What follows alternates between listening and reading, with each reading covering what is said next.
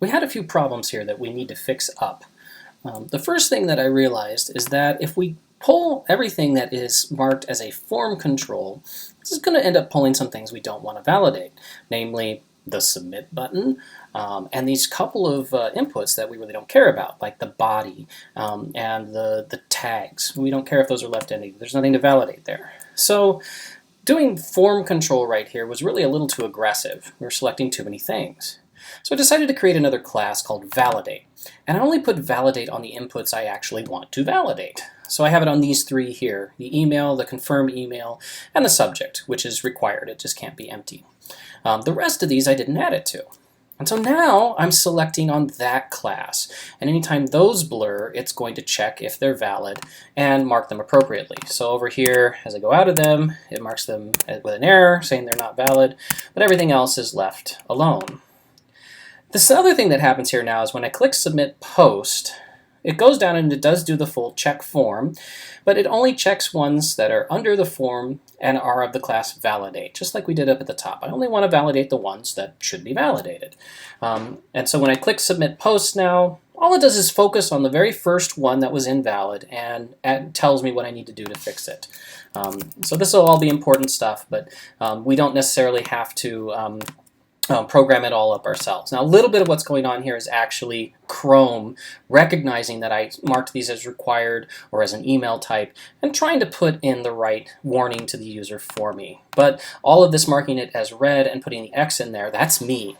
That's where I'm actually providing the feedback that is available via Bootstrap. Now, to really make this work perfectly, there's two final things we want to be able to do here. The first thing we want to do is we want to have an area that allows us to inform the user of what's wrong. Now you've noticed that Chrome will do some things to try and tell them what's wrong, but we don't always, that doesn't come up right away when we mark it with an error. There's lots of different ways you can approach this. The mode I'd like to use is taking advantage of something called Bootstrap alerts. And so an alert is a small message that shows up that can have styling on it. It can have success, info, warning, or danger, which are these in a row. And they can also optionally be dismissible here, where you can click it out of the way. Basically, what I want to be able to do is just show an alert to the user that says something's wrong with this field and give them more information about how they might fix it. So here's what I'm going to do. I'm going to create an area for these alerts because each individual alert is its own div. And I just want an area where they can live. So I'm going to create underneath the button a div. I'm going to give it the ID alert area. And I'm just going to leave it empty. We will eventually be putting things in there, but we're going to do it all programmatically. We're going to throw alerts in there using JavaScript. So initially we won't see anything over there. So now let's come back up here and let's see what we can do so that when there is an error and we need to show an error, we also show an alert with an appropriate message. So let's write a function that says basically show alert message. And it would need to receive the message, which could be any sort of HTML message. And then I would also like to receive a value that says if it is an error or not. If it's an error, then we'd want to go ahead and color it, style it like an error, and if it's not, we'd want to style it like a success of some sort. I assume those are the only two that we want to show. So all we'd have to do here is grab the alert area that we set up, and then we are going to want to append to that a new div. So we'll create a new div tag. And in fact, let's do this a little more one by one. Let's not do it all at the same time. So let's create a new div tag like this. And let's add the classes to that of alert, and then give it the HTML, I'm going to assume it's HTML of message. So this creates the alert itself, and let's store that. Var new alert is going to equal that. And then in the alert area, I want to append that new alert. And that'll throw it down into the alert area. The other thing I want to do is I want to say if is error, then I want to append one more class. I want to say new alert.add class, and the class will be alert danger. Else, we might as well just say alert success. We'll add the class alert success. And you know what? Just to make this as clean as possible and easy to read, we're going to do just one call to add class. So we do it all in one call here. So now that we've written this function, it will take a message for us and display it either as a danger message or a success message, depending on whether we tell it true on his error or false on his error. It will create that as its own div, and then it will append that to the alert area. So at this point, all we really need to do is call that somewhere. So let's come up here. When we say show error feedback, we can go ahead and call that function, and we will say show alert message. And for the message, we can basically just give it, for now, let's just give it any old message just to make sure it's working. So we'll say this can be HTML, error, correct form. We'll just say for now, until we can say something more intelligent. And we'll look at how to build a custom error message in just a moment. All right, well, let's see what we can do. So now at the same time that we trigger the feedback that says they're an error, it should also show that alert. And there we go. Error, correct form. Now, I made a couple mistakes here, so let's fix this up. So first of all, I forgot to put true or false after this. I want to put true so that it actually shows it as an error. So let's do that. There we go. So now it has the alert error. And putting the strong in here really works well on this because it keeps it the same color as what it was before. So I like that. Now notice here it's also doing that. It's adding a second one after I leave the second area there. So we're going to have to be careful about that. Let's keep going here. So we're showing it the alert message that says, please correct the form. Let's see if we can get a better message out of this. What I'd really like to do is sort of construct a message that tells you exactly what is wrong. And we should be able to do that. So this input tag that comes in, it is being called like this, show error feedback on the DOM input, but we're passing it to the jQuery function. So this is a jQuery element. So we're only going to be able to get the things that jQuery could give us. Let's see what we could get off of this that would be useful. So I have input, and I'd really like to be able to show the placeholder text. But I believe this is one of those attributes that you don't naturally have access to. So we would need to do .attr placeholder, and that would allow me to grab out the placeholder text. And so that would warn me that there's something wrong on that particular thing. Now, when I call attr, if I just give it the attribute name, it retrieves its value rather than setting it. So let's see if that works. There we go. It says email address. And then here it says confirm email. So it's grabbing the right one. I'd still like to have the colon on the end of it. And then right here, we also have this question of what should I show? This is where we can use the form API to our advantage. Let me pull this back up here again. I'll open this in another tab. JavaScript form validation on W3 schools. So we have check validity, we have set custom validity, and in the middle of that, we also have these properties. Validation message, that's our key one. That contains a message that tries to explain what's wrong. So we can grab onto that. So we could say $ here, we're going to say input.attr validation message. And so it will grab off that attribute. And let's see what that gives us. So I come off email address. Email address, ooh, undefined. So that didn't work. Let's see if we can figure out why. Validation message. Did I spell it wrong? I don't think I did.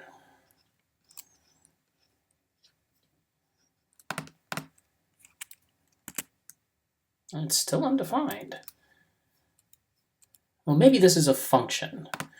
If it's a function, you really don't have much of an option other than to go ahead and get the original DOM, and then we could call it dot validation message.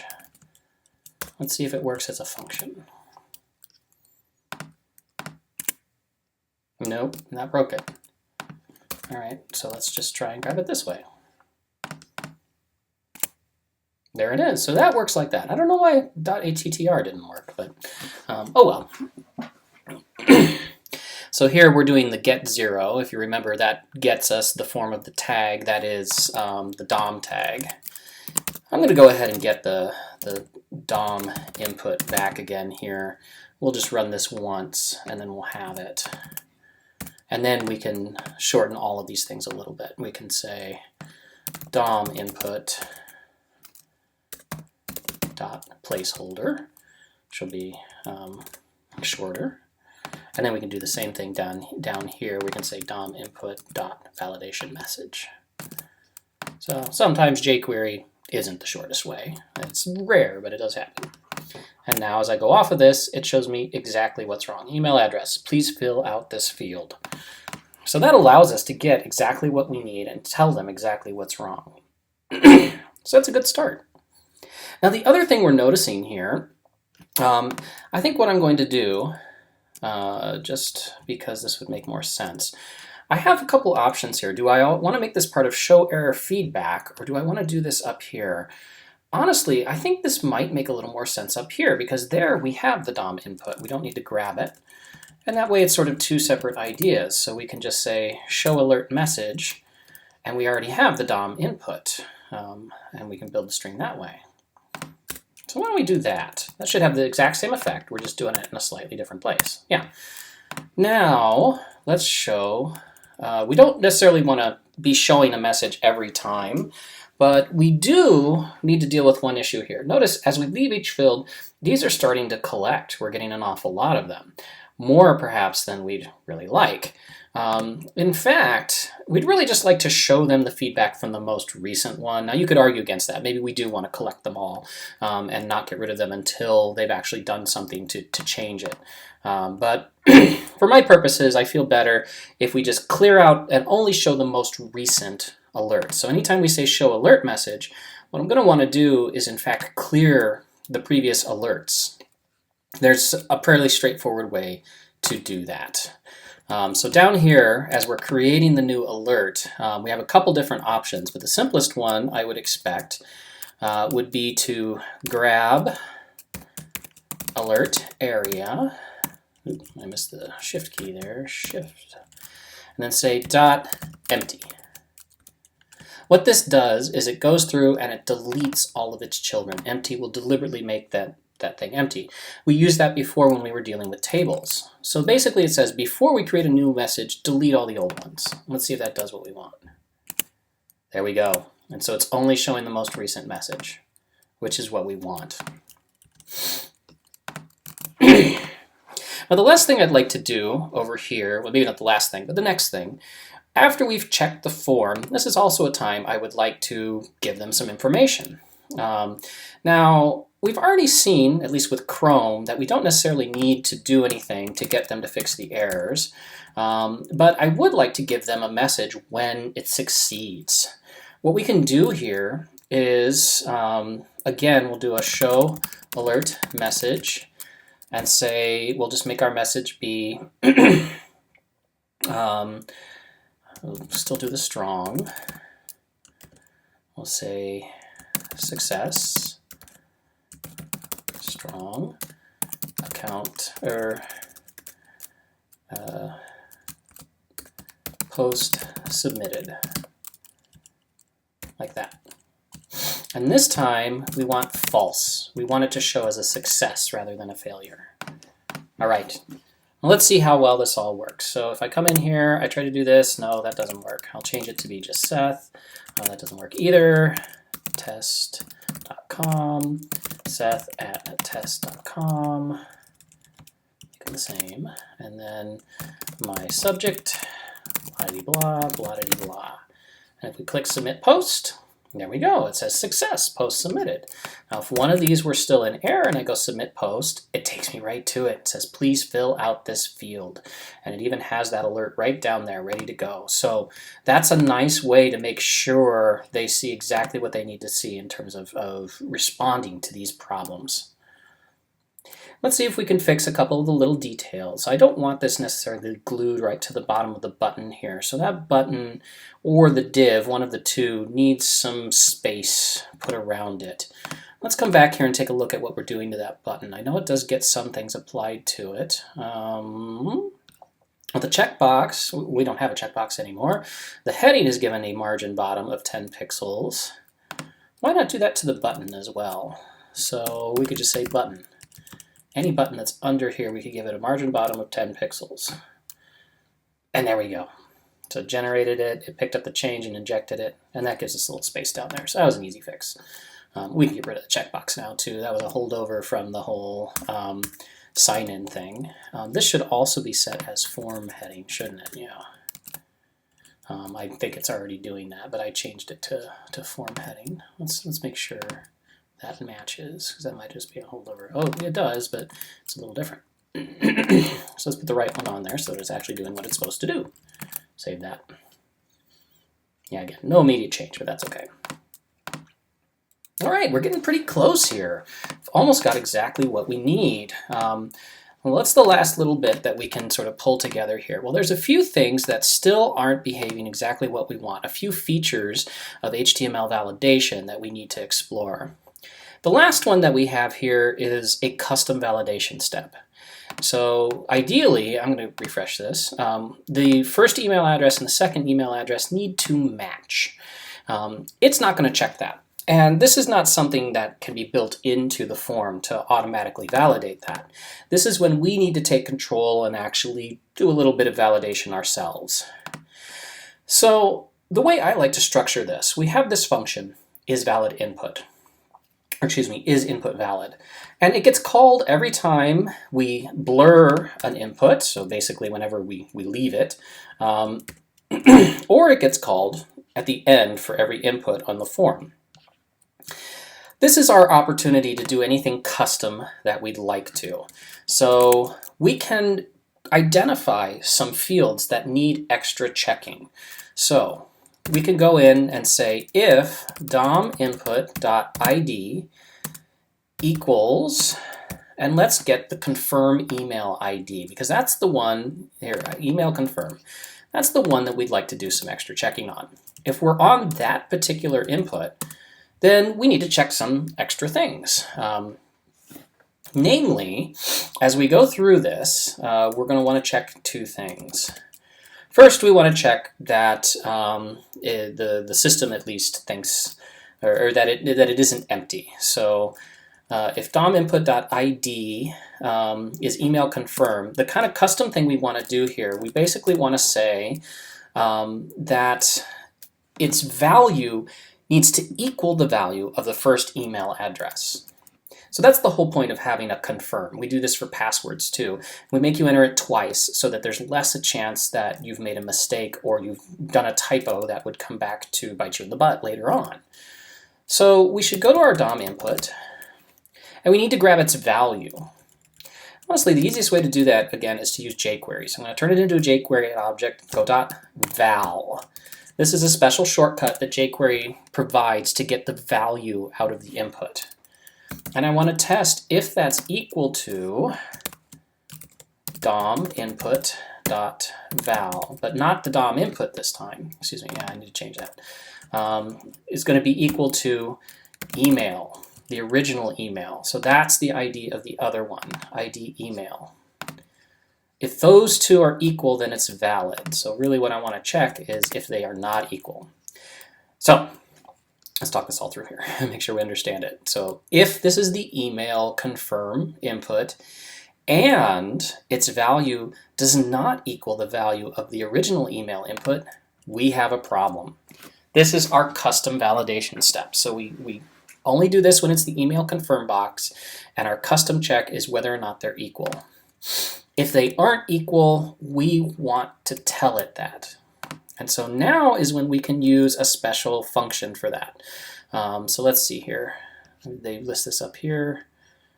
Set custom validity, that's it. So set custom validity allows us to take this and ultimately set our own message for it. And we're going to want to run this again on the DOM input. This is part of the standard sort of DOM element for this input. And we can give it any message we want. Here we can say email addresses do not match. That could be our custom validity message. Now, alternatively, when we go through, if we make it all the way through that and we find that it is the email confirm, well, let's just deal with that for now. Let's not solve a problem that doesn't exist yet. So that should be able to check it, and it will just tell me whether or not they match. So let's go ahead now and see how that performs. What does that do for us? So I come in here, Seth@test.com, and then let's put in a different one, foo@bar.com. There we go. Confirm email has an error. Email addresses do not match. So notice here, it is a valid email. It's not empty. Those are the two things that would have caused it to be an error before. The only problem now is that they don't match, and it took our custom message and it displayed that. So it grabbed that as the validation message automatically for us. This is the nice thing about the set custom validity function, is that it just catches that and it works. Now let's go back and fix it. Problem is, it still has that message in there. Now this time it should have passed. It would not have gotten caught here, and then the check validity should be normal. What happened here is we didn't clear out the old validity message, and we need to do that. So in order to do that, we're going to have to separate out these two tests. That's really all we can do, because in addition to first we want to make sure that we're only on email confirm. Then if the content doesn't match, we want to go through and set the error message. Else, if they do match, we want to clear the error message. This is how set custom validity works. And to do that, we pass in the empty string. And that basically unsets our custom validity message. So we've now made a custom validity check for the email confirm input. If they match, if they don't match, it will show a custom message, and if they do match, it will show as valid. So let's try that again. Again, Seth@test.com, and then come down here, foo@bar.com. It still doesn't like that. Seth@test.com. It still doesn't like that either. All right, well that was a fairly sneaky little bug, and it was entirely my fault. I wonder how many of you might actually know what's wrong here. It is something that you could see. So in trying to figure out what was wrong here, I noticed basically no matter what I did, I could put in this and then leave the second one blank. It will say that the passwords do not match, or email does not match. And then I could go back up and correct it, and it still thinks they don't match. It doesn't matter if it starts out matching or not. It still says they don't match. So something's wrong with this check right here. So here's what I did. I went in and added a console output where I show exactly that comparison. I take this statement, put it right here, and I take this statement and put it right here, and I want to see what does it show me. So that's why I've got the console open here now. And so let's just go right past it and leave it in an error. Look what happened. It shows empty for the first one, which is correct, but shows undefined for the second one. And that's when I smacked my head, face palm. I forgot the hashtag. It's an ID. And if you want to pull out an ID, you got to put a hashtag on the front. So if we fix that, then this will work. And you can see here, you can confirm that the test is doing exactly what you'd expect. So we'll say email.gmail.com, confirm@gmail.com. We can see it says they don't match, and you can see that's grabbing the two ones. First the confirm email, and then the original email. So it was just a genuine mistake on my part to leave out the hashtag. Easy mistake to make and a little harder to track down because this syntax for the jQuery function is so versatile. It didn't throw an error there. It just assumed I was asking for something that didn't exist, and it didn't know to warn me about that. So now we've got that custom validity check. It will check against that for all of our email. It will leave out the custom validity step, which is exactly what we're looking for. There's one other thing I want to test here. If we put in something that is not actually an email, does it get that for both of them? It does. Notice the old, because we cleared the custom validity, it still goes back to the old validity, which is a good thing because we still want them to know that that's not valid. Even though they match, it still shouldn't mark this as valid. So we're not defeating the built-in validity checking. The last thing we can do here, one of the things that's always nice is after they submit the proper sort of form and everything's been accepted and we're happy, we can finally come down here where it would say show alert message. And the last thing we might want to do here is actually clear the form. And I'm going to do that. We can say hashtag new form post. That's our form. And then we can say dot reset. Now this is a function, and I believe it only works on the DOM version of the element. We'll try it with the jQuery version. Sometimes that's worth it. Now we have to actually fill it out validly now, so let's do that. Something in the body. We say submit post. No, we hit a bug there. It does not like it, and I'm sure it's exactly what we did. I'm not even going to bother to look clearer, so let's just go ahead and fix that. So this needs to be the form itself. The easiest way to get to that actually would be event.target. So I know this submit event is always going to be generated by that specific form. So that would be a way to get it. Let's refresh here, get out of that error state, and let's try again. So test at Gmail, something, and then submit. And look what it does. It clears out all of the data, so that's a good thing. However, it left behind our feedback. So this is a very common thing. Every form supports this, a reset, where it goes back to what the default values were. It shows the placeholders, which we want, just as if it's a new raw form ready to be filled out. So here we need to make sure that we clear these messages, and we want to clear all of the alert messages. So we would want to basically go through and do two things. We would want to make sure that the alert area is cleared out, so we can reduplicate that right here. And actually, I take that back. We don't have to do that because we're going to show alert message up here, and that'll take care of that. And so we will still have the success post submitted one. The other thing we should do, though, is we need to go through all of those things that required validation and clear their children. It's going to require just a little bit of work. Now, remember we did that up here. Here's where we go through each of the ones that required validation and we do things to them. So let's copy that. And we can bring that down here. And then we just need to change what we do on the inside of this function. Ultimately, we want to clear off any of the feedback classes that are normally there. So why don't we create one last function here that does that, where it will just clear all feedback on an input. And we're still going to need to do similar things where we get that group tag and the feedback tag. And then we want to remove all possible feedback things. So we get rid of has error, has success, and has feedback. Those are all possible things that could have been set. We're also going to want to get rid of glyph icon remove, and glyph icon check. Those are all the possible things that could have been set on it. And that's all we need to do. If we remove those classes, it will go back to looking like neutral feedback, and that's what we want. So for this then, down here, if the submission was successful, then we go ahead and call that function, clear all feedback with the input.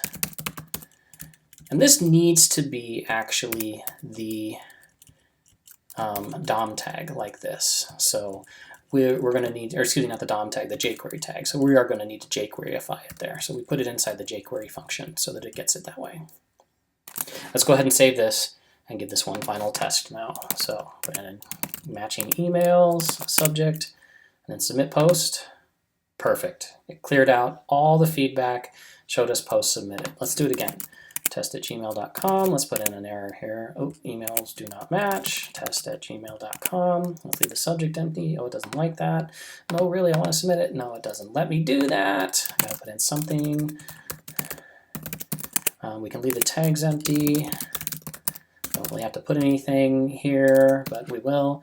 I'm going to click Submit Post. It clears it out, ready for the next go, and shows us a success message. So this brings everything together. In this, we're making fairly extensive use of jQuery wherever we can. We're using it to move around through the DOM here when we move the parent, and then we do find to find the children. We're using it to set the different validation that's going on. So we set the blur event to always check if it's valid. And you could set more events as well. We're using it to set the submit function. And then we're using it to really quickly go through all the children and do different things to them. We're also doing all kinds of adding and removing of classes using jQuery. All of this becomes very easy with the straightforward syntax that jQuery provides.